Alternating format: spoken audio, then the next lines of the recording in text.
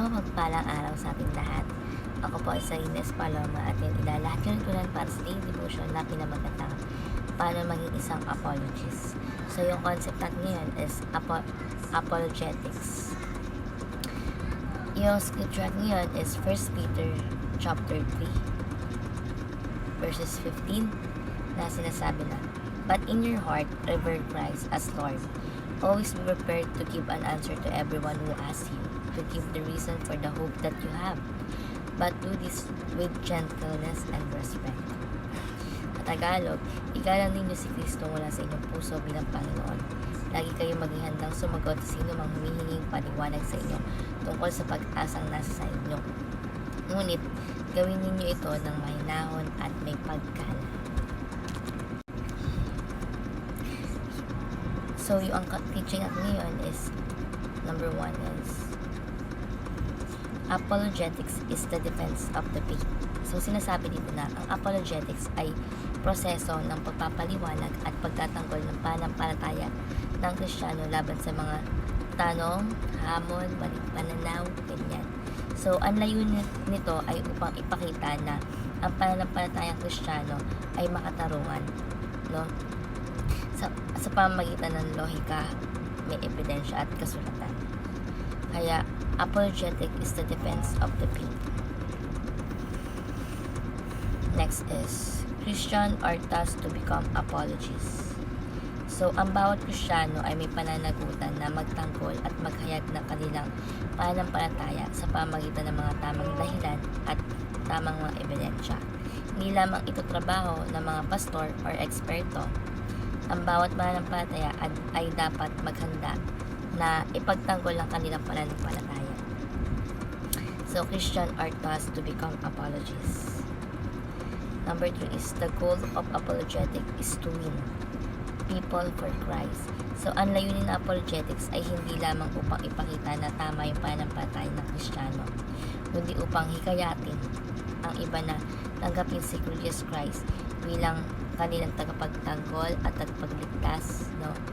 Ito ay isang misyong may layunin na magdala ng kaligtasan sa mga hindi pa naniniwala kay Jesus.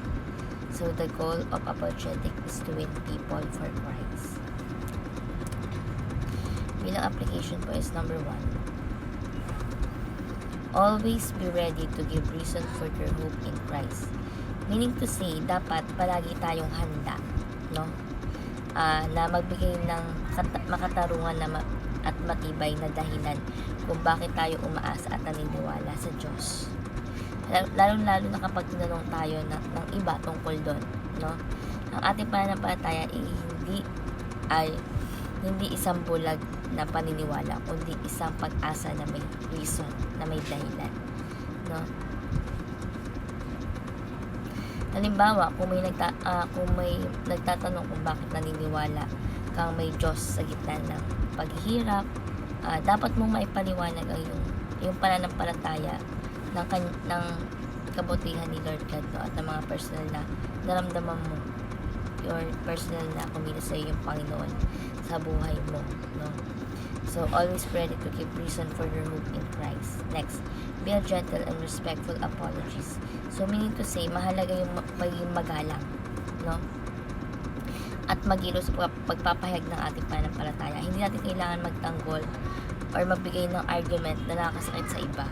Ang layunin ay hindi lamang manalo sa argument, kundi ang magbigay ng halimbawang ng Kristiyanong may kabutihan. For example, kung may nagtanong man sa'yo tungkol sa ibang religion, huwag maging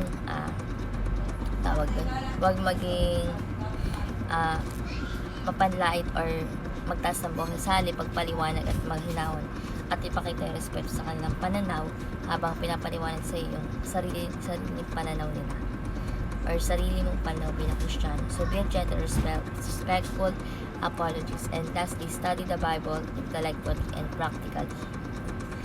So, sinasabi dito na hindi sapat na magbasa lamang tayo ng Bible, no? Kailangan din natin pag-aralan, pagpilay-nilayan, pagbulay-bulayan, no? Na masusing kaisipan upang maunawaan natin yung mga turo nito at makautusan ni Jesus Christ.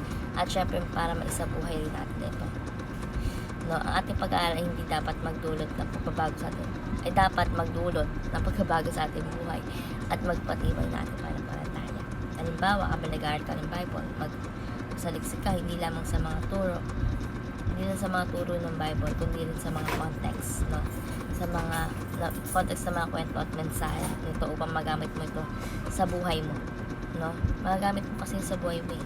Halimbawa, kapag harap sa isang pagsubok o paggawa ng moral na lesson, sa Bible kasi doon mo may hahanap yung sagot sa problema.